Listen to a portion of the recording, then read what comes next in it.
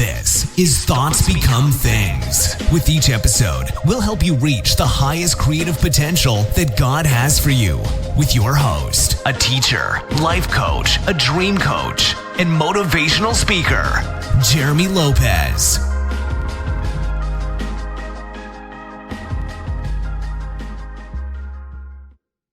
Hello again, everyone, and welcome to the podcast of Thoughts Become Things. I'm Jeremy Lopez, and so glad and honored to be with you guys today. Today is an awesome, beautiful day today. It really is. And I'm excited to be with you guys today on this beautiful Wednesday morning. And let me remind you guys, and also those that are watching me live on YouTube at the present moment as well, that tonight, that's right, tonight, the 18th of June at 6 p.m. Central Time, we will be doing our Prophetic Live Night event for those of you on Instagram and YouTube as well. At 6 p.m. Central Time, and I'll be teaching something really explosive you guys will really like, and then we'll go into some prophecy, some prophetic words. So please tell everybody you can, your family members, your friends, your foes, your everything. Put it on your news feed. I'm telling you guys, put it on your news feed. What many of you can do actually is we usually have a day or two before on Instagram where my team puts a amazing graphic, a meme, sometimes a little tiny meme with a video to it that actually you can post to your newsfeed, and that way other people can see it as well. So I would encourage you to do that. You know, that way other people can see it by you advertising it for it. Because who knows, I might have a prophetic word for one of these people that might set them free. You never know, and you completely change your life forever. So today I'm going to talk to you guys just for a few minutes on basically how to deal with family members that are toxic. How to deal with family members that are toxic. This is a very important subject, so I'm going to be brief today with a couple of points, and then maybe we'll continue it next week as well. All right? So first rule of thumb when we deal with toxic family members is we have to learn to avoid, first of all, isolation by seeking support. Now, let me explain to you what that means, okay?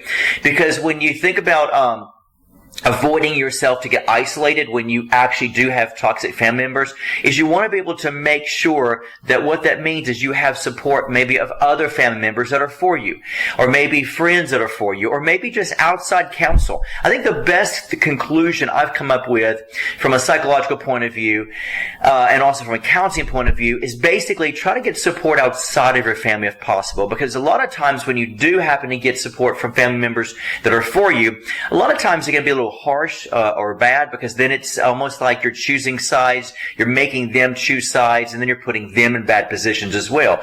But if all possible, if it's something that everyone in the family recognizes that maybe a couple of family members that are, because let's face it, not your entire family is going to be toxic. I mean, if your entire family from brothers, sisters, mom, and dad are toxic, I'm sorry to tell you something is really wrong with that picture.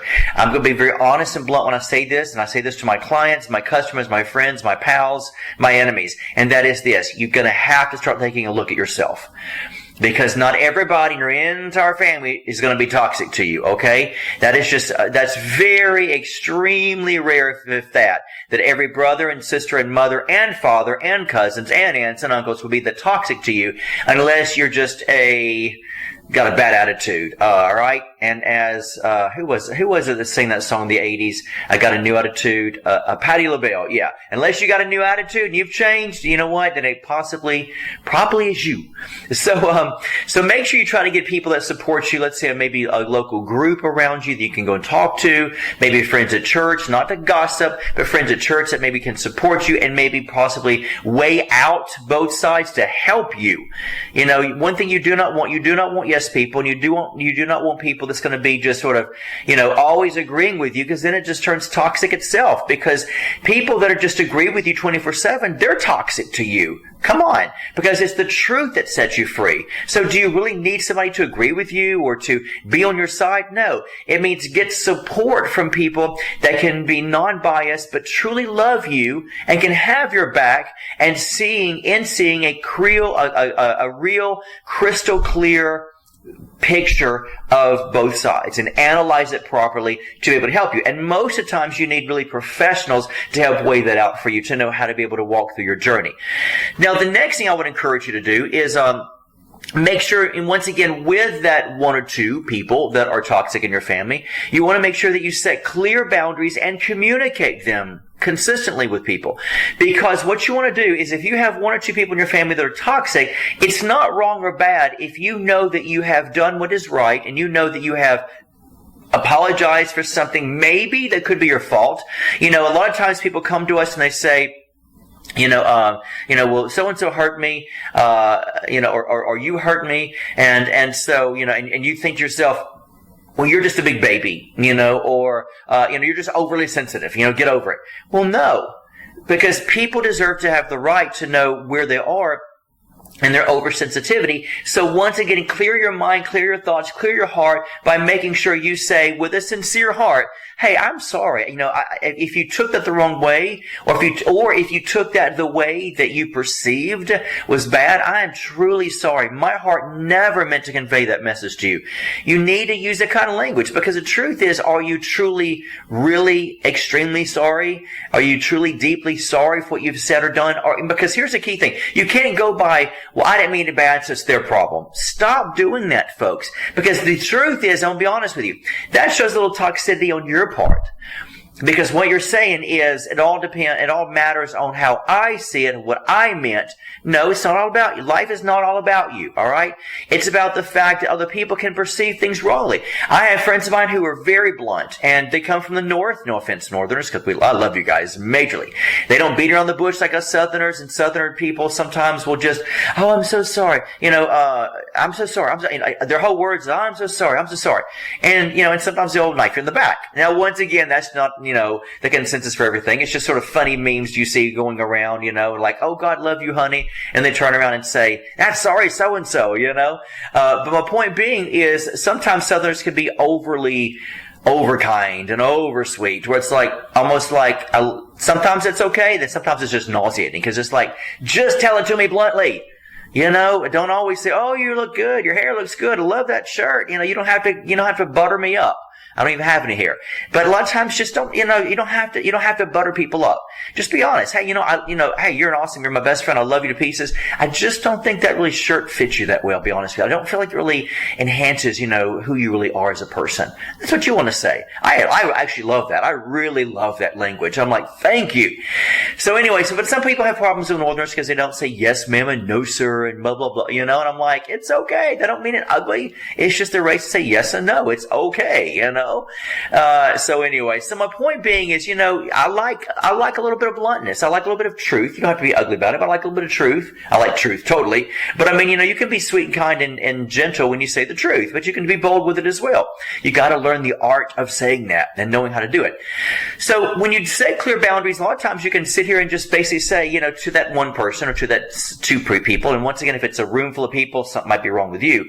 But if it's one or two people, you might say, hey, I'm going to be honest with you. You can say it to them, separately. I'm going to be honest with you. I don't feel like we're working out. Don't sit here and say, you are so toxic for me. I'm a Christian and you're not. That's so mean. I'm sorry. That's just not good ethic language to use, ethical language to use, so don't, because then it's like separates, like you're better than them. No, just say, you know what, hey, I just don't feel maybe sometimes we blend that good, like oil and water, and to be honest with you, I feel like that maybe we don't agree on anything, and I truly love you, but I just really can't, I don't feel like I need to be around you right now in my life. Don't say forever, just say, I just don't feel like right now I need to be around you, I'm once again, I hope and pray you understand, and maybe you might need to feel the same way towards me. If we are toxic to one another, you've got to use that language, folks, because you don't want to sit here and point the finger as if they're sent straight a demon from hell and you're all pure and holy.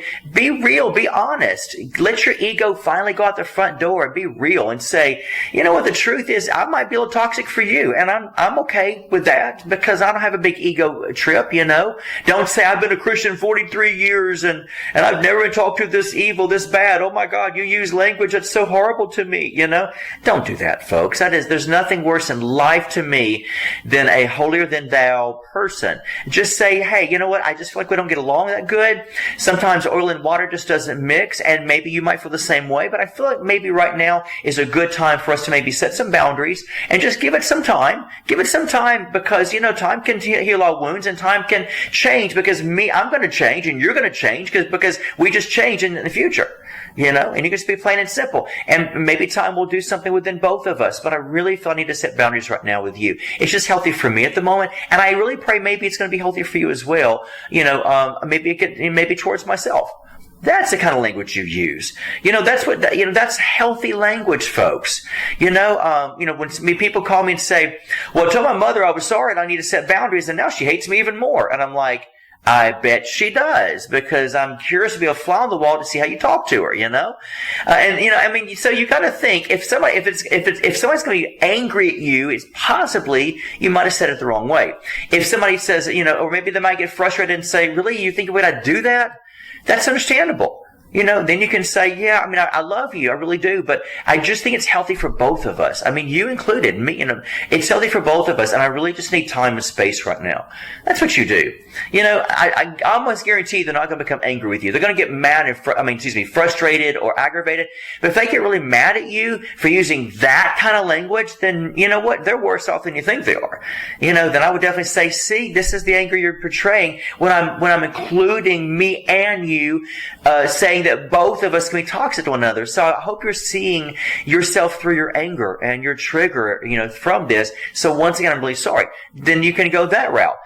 But whatever you do, don't get in the mode of like, me versus you, I'm better than you. As a Christian, I can't tolerate your language. That's really, honestly, that's like, here, let me shoot you in the butt, in the face, in the butt, because that's really harsh, ugly language. Don't do that. Don't do it. Know how to talk.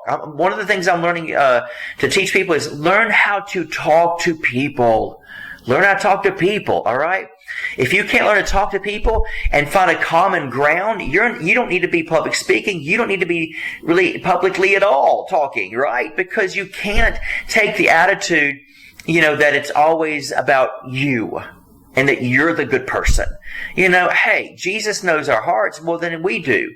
And we all have fallen short and sinned and fallen short of the glory of God. So you know what? The heart can be deceitful at times. But if you speak from the genuineness of your heart and include both parties and say we and us and the truth is you might be toxic towards them too.